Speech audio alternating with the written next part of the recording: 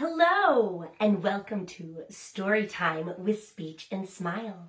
I'm Miss Stephanie, and I'll be reading your story today. Today's story is Eka and the Elephants. It's a movement book, so not only do you get to read through the story and use your say and play miniature objects, but there's also many options to dance along with this book and do several different movements. I hope you enjoy as we begin reading our book. Eka and the Elephants. Once upon a dance. Eka's brother and sister, Cody and Kanani, designed a garden and invited Eka and their parents to help. Eka's father dug a trench, while Koda turned on the faucet and filled the watering can. Eka's mother held the seeds, and Eka gently plucked and dropped each one into the trench. Kanani scooped up some dirt and sifted it through her fingers as she covered the seeds. Eka couldn't wait to see what vegetables would come up and imagine being one of the seeds, quiet and still in the cool earth, reaching roots down deep into the ground. Each day, Eka watered the plants, checked the ground for signs of life. Eka was concerned nothing had grown. But Kanani and Koda said, "Just be patient, Eka." One day, a few specks of green splattered the brown dirt. As they grew, the shoots looked like little green hands waving hello. As the plants grew taller, leaves started to appear. The pea plants were Eka's favorite. They had long tendrils, like octopus legs, reaching out in all directions. Koda hammered sticks into the ground near the peas, and the plants wrapped themselves around the sticks so they could grow tall and reach towards the sun. The growing sunflowers, with their leaves launching up and out, reminded Eka of fountains. A few days later, the pea plants grew white flowers, and soon little pea pods poked out. The garden was blooming with colors and smelled like spring. When the vegetables were almost ready for picking, Eka noticed footprints in the garden, bites in the cabbage, and a hole in the ground where a carrot had been. What animal could have made this mess? Eka wondered. Luckily, plenty of vegetables remained for Eka's family to enjoy. Eka picked the peas lowest to the ground, washed them, and popped the peas from their pods. Kanani picked, chopped, and cooked some cabbage, and Koda picked 2 carrots and cut them into pieces. Eka held on tight as the elephant ran toward the neighbor's farm. They stopped at the pond. The elephant used its trunk to suck up some water and sprayed it into its open mouth. Then it sprayed water up in the air and got Eka all wet. The elephant ran back to Eka's garden and came to a stop. Eka swung both legs together and slid down to the ground. The elephant leaned sideways, then fell to the ground with a thump and started rolling around. Eka joined in and couldn't stop giggling. Eka wished the elephant could stay as a pet and a friend. Suddenly, the elephant stopped and sniffed the air with its mighty trunk. It bolted upright and dashed toward a row of cabbages at the edge of the garden. Dirt and carrot tops flew as the elephant gobbled the cabbages one by one. Then it started on the next row of carefully planted vegetables. Eka jumped, waved, and shouted, but the elephant kept eating. What a mess. If that wasn't bad enough, the elephant trumpeted, and more elephants came running. Now the garden was full of elephants, pulling up vegetables, eating, and rolling around.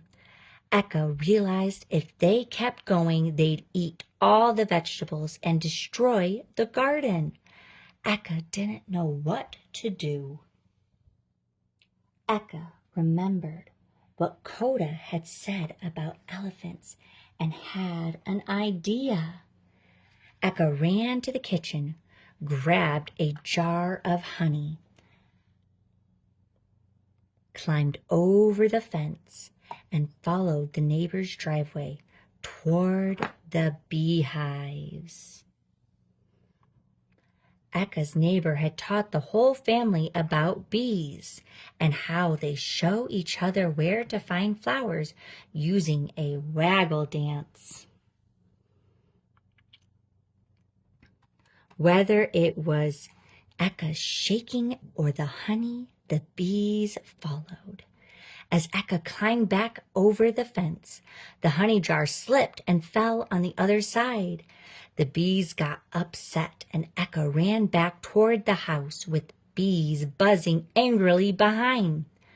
The elephant saw the bees, dropped the vegetables, and took off. Desperate to escape the swarming bees and pounding elephants, Eka flung open the front door, slammed it, and slumped down on the other side. Eka panted, chest and shoulders lifting and falling with each breath. Eka checked and was relieved to not find any bee stings. Happy to be safe inside, Eka lay on the floor with eyes closed. After 3 slow breaths, Eka stretched and looked around in surprise. Eka was back in bed. Eka pushed back the covers and ran to the window. The garden was still there, full of vegetables and flowers. A little lone rabbit sat nibbling on a pea plant. Still feeling dazed, Eka went to find the family at breakfast. Eka woke up to the sound of tapping. Something was knocking on the window.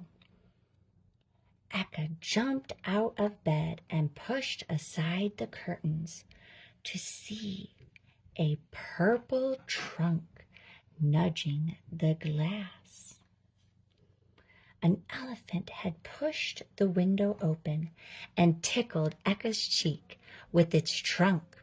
Then the elephant curled its trunk into a seat and scooped Eka off the ground. Without any warning, Eka flew out the open window, sailed up and over, and landed on the elephant's back.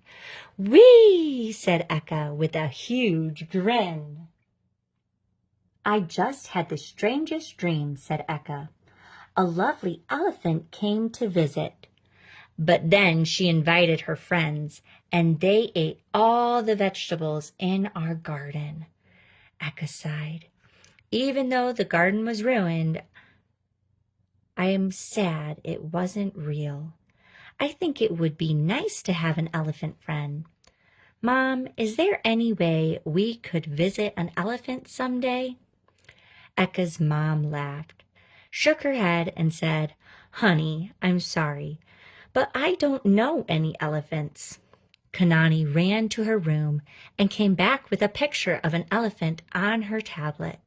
"Look, I saw a place that saves orphaned elephants. You can visit them. Maybe Eka could have an elephant friend after all." Eka's mom thought it was a wonderful idea. A few days later, they went to the sanctuary to visit a young elephant named Juzza. Eka sang a song, and the little elephant swayed to the music. Eka and the twins danced, swinging their pretend trunks, and when Eka made a little bow, Juzza wrapped her trunk around Eka's arm. Juzza wants to give you a hug, the elephant's caretaker told them.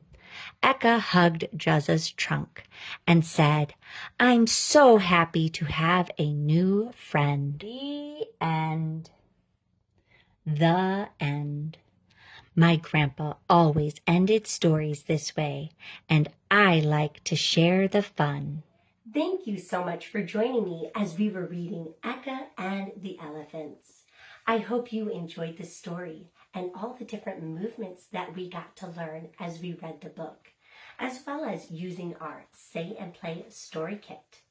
You can go on to speechandsmile.com to find several different story kits that you can pick from, as well as miniature objects, just like the one in this story kit. Why don't you tell me what story you'd like to hear next? And until then, make it a great day.